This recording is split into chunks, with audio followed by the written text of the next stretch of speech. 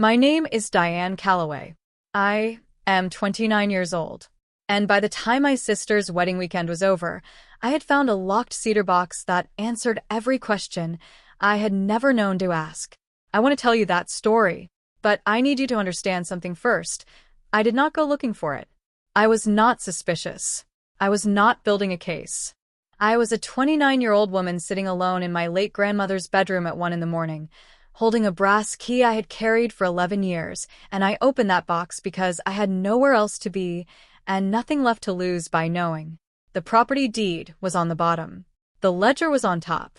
My sister's name was on both. Before I tell you what I found in that box, I want to ask you something. Where are you right now? What time is it where you are? I ask because I think about the geography of ordinary moments a lot now, the way a completely regular night can become the night everything divides into before and after. Tell me the weather where you are. I want to know what kind of night it was for you when you started listening to this. I grew up in Maplewood, Ohio, in a house that smelled like lemon dish soap and my mother's particular silence. My parents, Robert and Connie Calloway, are the kind of people who describe themselves as fair. They say it at holidays. They say it in arguments. We have always been fair to both of you girls. I heard that sentence my entire childhood, and for most of my life, I believed it the way you believe something you have never had reason to examine. My sister's name is Becca. She is 3 years older than me, and she is the kind of beautiful that makes rooms adjust. My parents are not cruel people. I want to be clear about that because this story is not about cruelty in the way you might expect. It is about a slower thing. It is about the way a family can convince itself that it is being fair while quietly, incrementally, directing everything toward the child who shines brightest and explaining the rest away as the natural order of effort and merit. I am a freelance architectural drafter.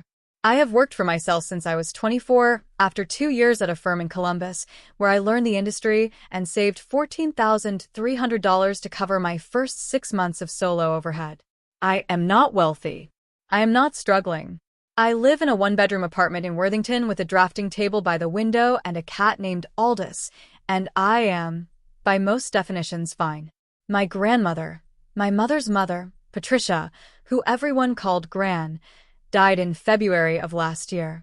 She was 81 years old, and she died on a Tuesday morning at 7:19 a.m. in the hospital room where I had been sitting since 4:45 a.m., the only family member present. My mother had said she would come in the morning. Her brother, my uncle, had said the same thing.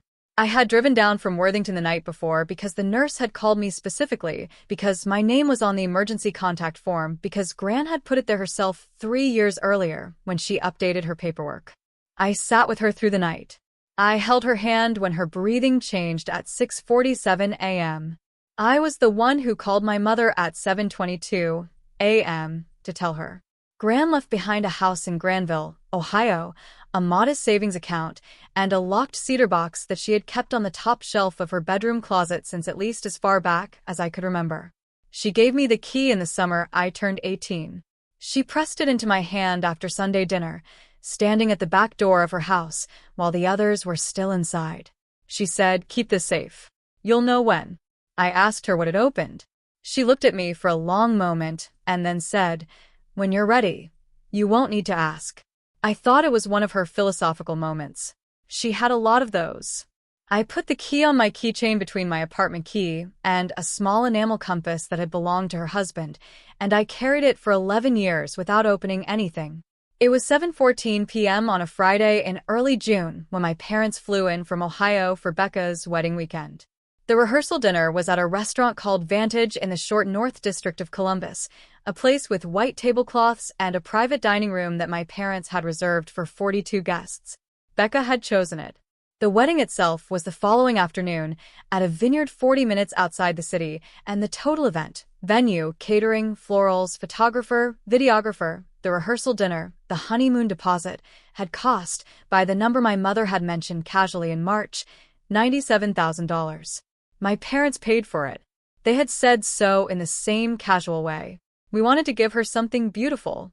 I had heard that sentence in March and gone home and sat very quietly at my drafting table for a while, not entirely sure what I felt. I arrived at Vantage at 6:48 p.m. I was in the blue dress I had bought for the occasion. I found my name card at table 4, which was the secondary table, the one with Becca's college friends and 2 cousins I barely knew. Becca and her fiancé Daniel sat at the head table with my parents and Daniel's family. I did not say anything about the seating. I found my chair, ordered sparkling water, and introduced myself to the people around me. At 7:22 p.m., my father stood and gave the first toast. He was wearing the gray suit he wears to every important occasion. He held a glass of champagne, and he spoke for 4 minutes about Becca, about her warmth, her determination, her ability to make every room feel like home. He talked about Daniel and what a fine man he was and how much they had both come to love him. He talked about the vineyard the next afternoon and how it was going to be perfect. He thanked Daniel's parents by name. He thanked Becca's 3 bridesmaids by name. He thanked the restaurant manager by name. He did not say my name. When he sat down, my mother rose and gave a shorter toast. She thanked several people. She did not say my name either. I held my glass through both toasts. I applauded. I smiled at the right moments. Becca caught my eye across the room at some point and gave me a small shrug that I had seen her give before. Not an apology, exactly, more an acknowledgement that this was simply how things were. At 7:51 p.m., my father came to table 4 to make the rounds. He stopped at my chair and put a hand on my shoulder. I looked up. He was still holding his champagne glass. "We gave you every opportunity, you know," he said. It was said conversationally, almost warmly, as though it were a reassurance. Becca just knew how to use hers. I set my fork down. I put my napkin on the table. I said, "Excuse me for a moment," and I got up and walked to the restroom, and I stood at the sink with the cold water running and looked at my own face in the mirror for 90 seconds. Then I went back to the table. I finished my dinner. I stayed until the dessert course. I said goodnight to Becca, who hugged me with genuine warmth, and I said goodnight to my parents, and I drove the 14 miles to my grandmother's house in Granville, where I was staying for the weekend because it had seemed simpler than a hotel. I need to explain a few things about how I got to that dinner table because none of it happened in a single night. Becca and I grew up in the same house, and for most of our childhood, I would have told you we had a reasonably normal relationship. She was popular in the way that comes easily to some people, and I was quieter. I was the one who stayed in on weekends drawing floor plans of imaginary houses in graph paper notebooks. I had 12 of those notebooks by the time I was 16. My mother called it Diane's phase until I was in my mid-20s, and it became my profession, at which point she called it Diane's little business, and my father called it Diane's thing, and Becca, to her credit, called it your work, which was the only accurate term anyone in my family used. When I was 17, I needed a recommendation letter from a working professional for a design scholarship application. I asked a neighbor who was a civil engineer, a man named Gary Purcell, who had once let me look through his drafting samples when I was 12 and had never forgotten it. He wrote me a letter. He spent 40 minutes on it. My parents did not know I had applied until after I was notified I had not received the scholarship, at which point my mother said she was sure I would find other opportunities. My father said the program was probably very competitive. There was another thing from that same period that I had filed away without examining. In March 2017, Becca decided she wanted to open a small event styling business.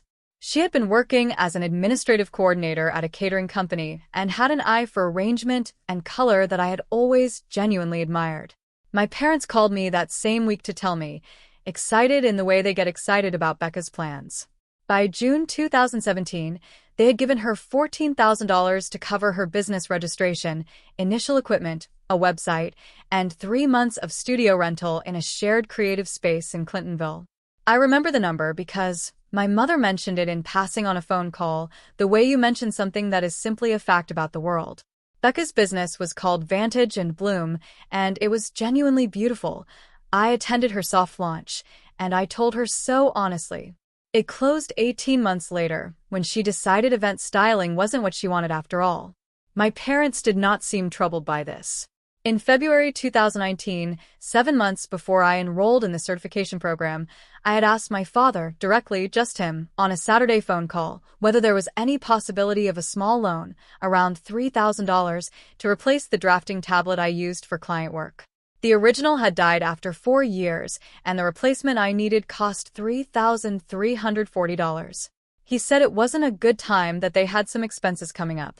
I bought the tablet on a payment plan through the manufacturer.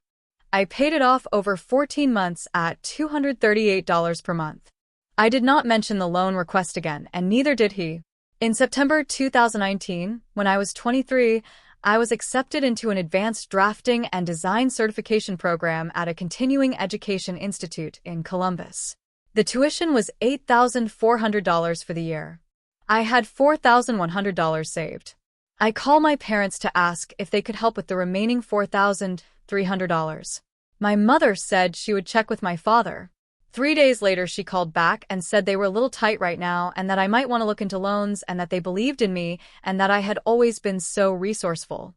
I took a partial loan of $3,200 from my credit union and worked 16-hour days between September and January to cover the shortfall. I finished the program in August 2020 with a 4.0 average and a letter of recognition from the institute director. I mailed a copy to my parents. My mother texted, "So proud," with a star emoji. In March 2021, Becca announced her engagement to Daniel, who she had been dating for 2 years. My parents called me the same evening, excited and warm. Over the following months, they mentioned the wedding planning often. By August 2021, my mother told me they were contributing significantly.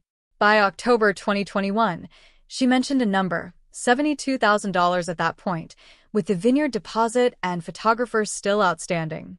I said something neutral. She said, "We want it to be perfect for her." She did not add anything else, and I did not ask her to. I did not say, "You gave Becca $14,000 in 2017 for a business that lasted 18 months. I did not say, "You told me you were too tight in 2019 to lend me $4,000.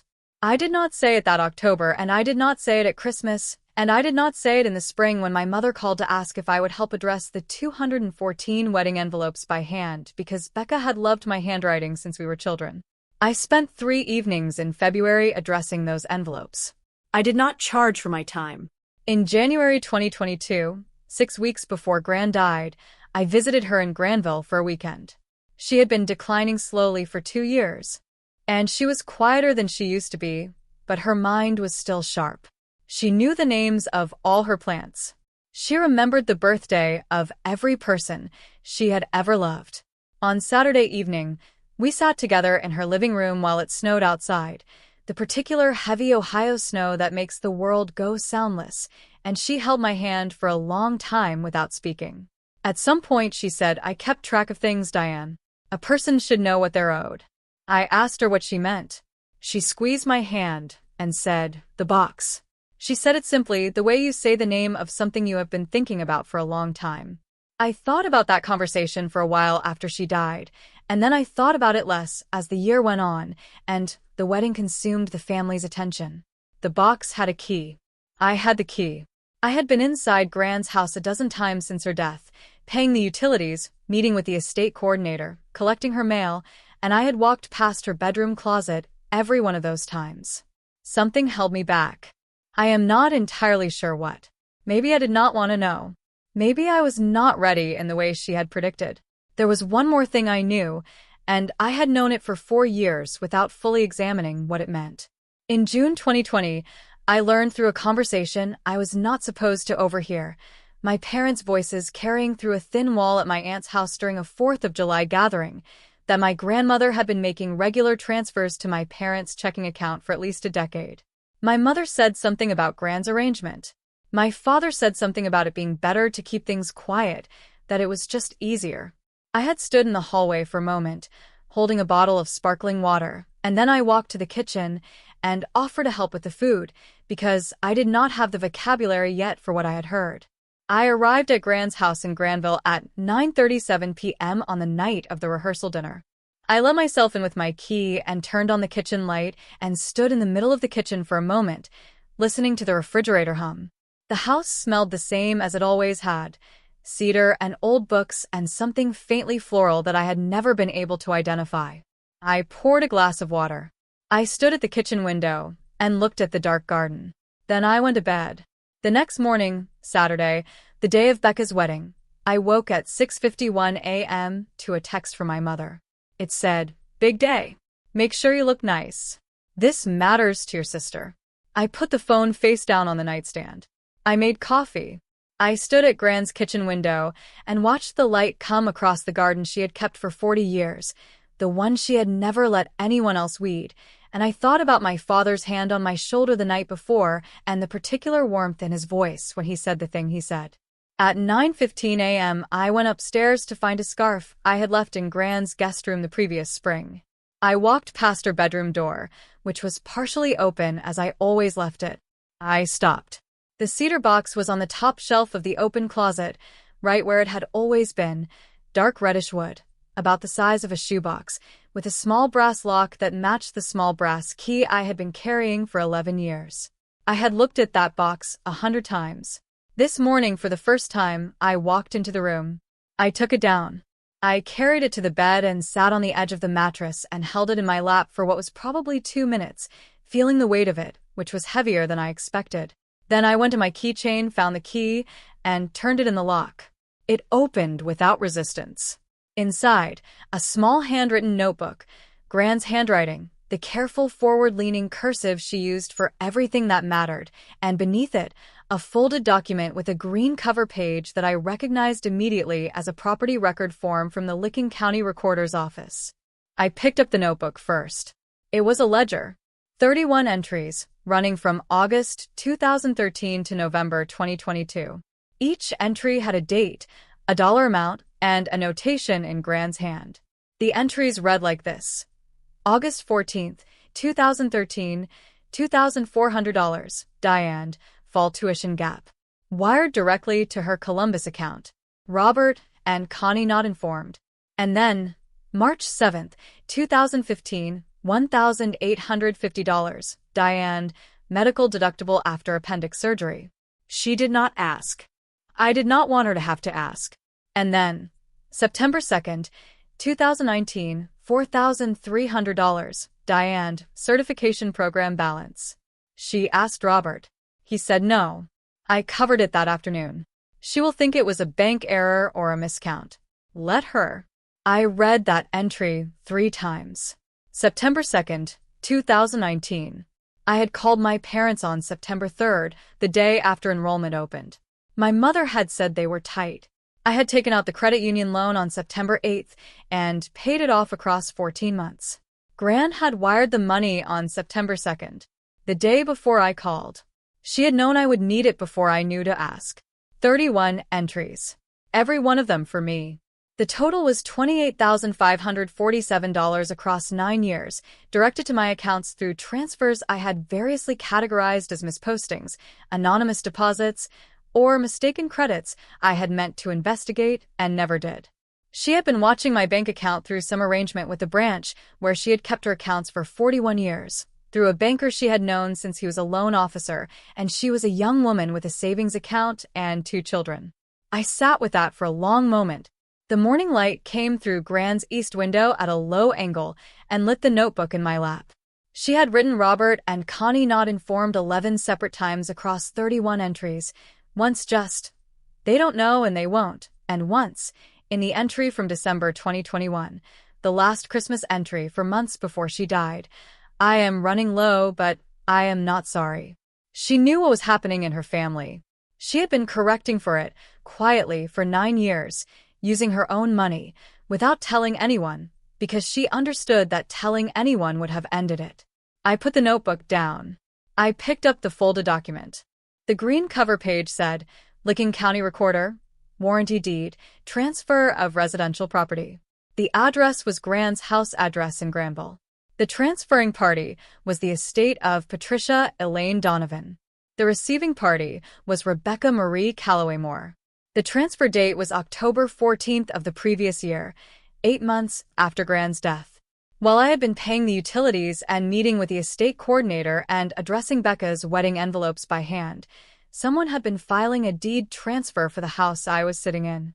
I found the signature lines. The estate executor's signature was my mother's. The notary stamp was dated and legitimate.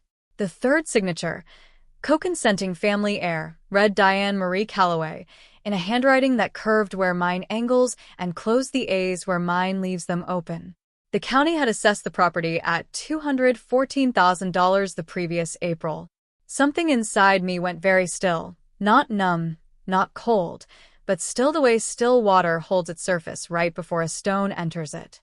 I set the document on the bedside table next to the ledger. I looked at the two documents side by side for a long moment. Then I picked up my phone and called my friend Margot, who was a paralegal at a property law firm in Columbus. It was 10:04 a.m. on a Saturday. She answered on the third ring. I said, I need to ask you something. What does it mean if a deed transfer has a co-consenting signature that I didn't sign? There was a pause. Then she said, how long do you have? I did not go to my sister's wedding. I sat in Gran's bedroom until 11:17 a.m. photographing every page of the ledger and both sides of the deed. I called Margot back and we spoke for 31 minutes. She gave me the name of a property attorney she trusted, David Foss, out of a firm in Westerville, and told me he handled document fraud in estate matters. She said the word fraud the way a professional uses a clinical word, without ornament.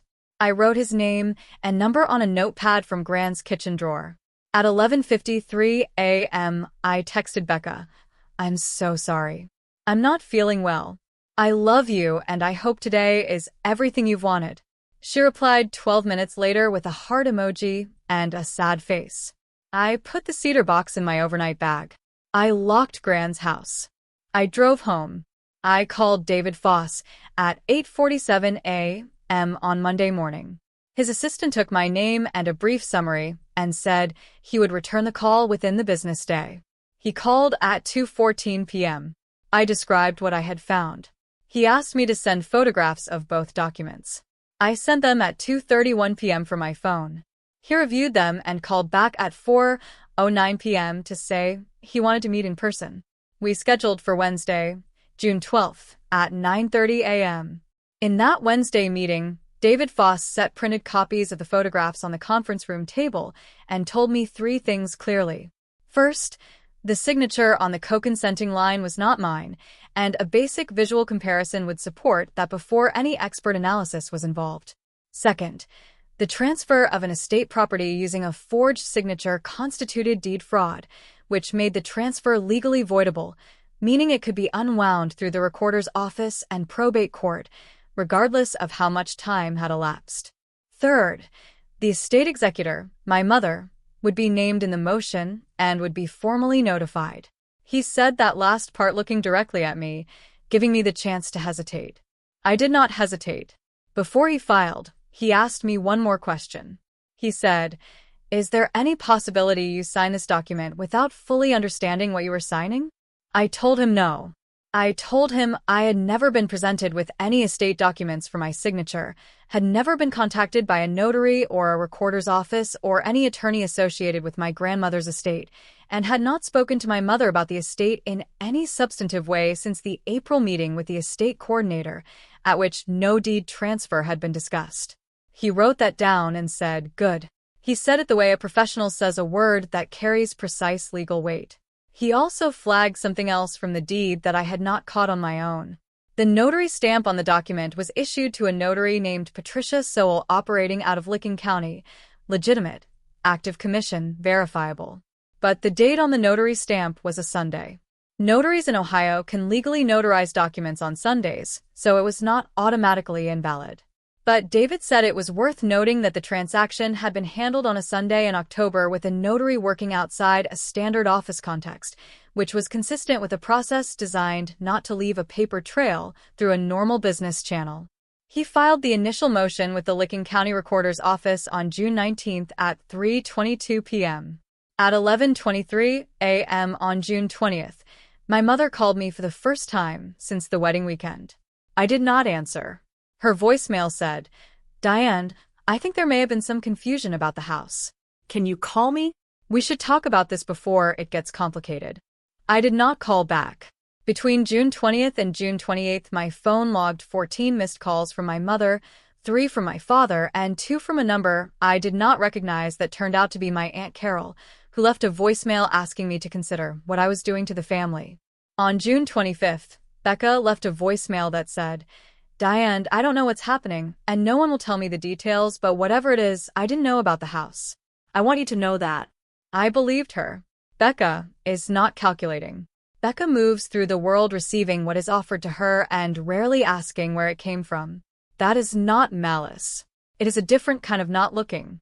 On July 1st, David Foss's office received the results from forensic document examiner Catherine Reese, who had been engaged to compare the disputed signature against 6 authenticated samples of my handwriting, 2 from prior lease agreements, 2 from notarized professional certifications, and 2 from personal correspondence Gran had kept to her files and which David had obtained through the estate inventory.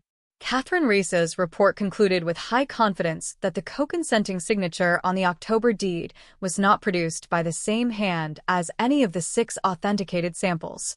She noted 4 specific letterform inconsistencies and flagged the pressure pattern as inconsistent with my signing style across all authenticated documents.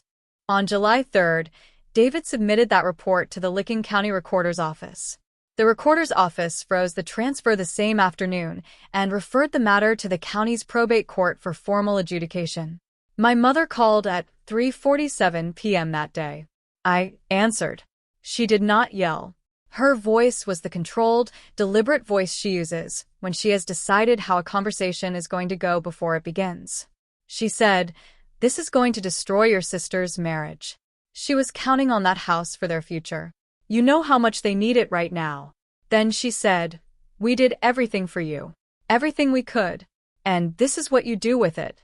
I said, "I know you believe that, Mom." I said it quietly because I meant it. She did believe it, genuinely, in the way people believe the version of events that asks the least of them.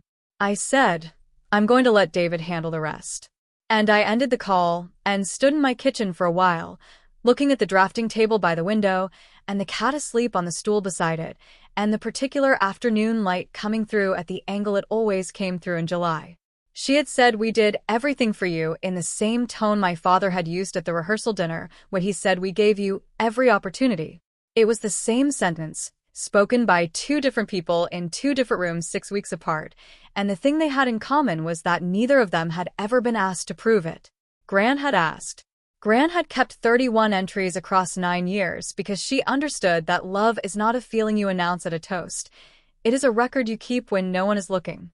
On August 7th, the deed transfer was formally voided by the Licking County Recorder's Office following the probate court's finding on August 4th. The property reverted to the estate. On August 22nd, David Foss filed an amended estate inventory listing the Granville property, assessed at $214,000 as undistributed estate property to be divided per Gran's original will, equally between her 2 children, my mother and her brother. Neither received more than half. I received nothing from the estate directly, which was correct. I was a grandchild and not a named beneficiary. But I had the ledger, and I had what the ledger said, and I had a clear and documented accounting of what 9 years of quiet attention looks like when someone writes it down. It has been 8 months since that June weekend. I still live in Worthington. Aldous still sleeps on the drafting table in the morning light. I received a certified letter from my father in September containing 4 paragraphs about ingratitude and family loyalty and the pain I had caused, which I read once and placed in the same folder where I keep the ledger photographs. I have not responded.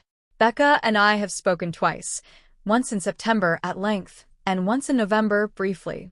She told me she had not known about the forged signature, and I told her I believed her, and I meant it both times. We are not close right now.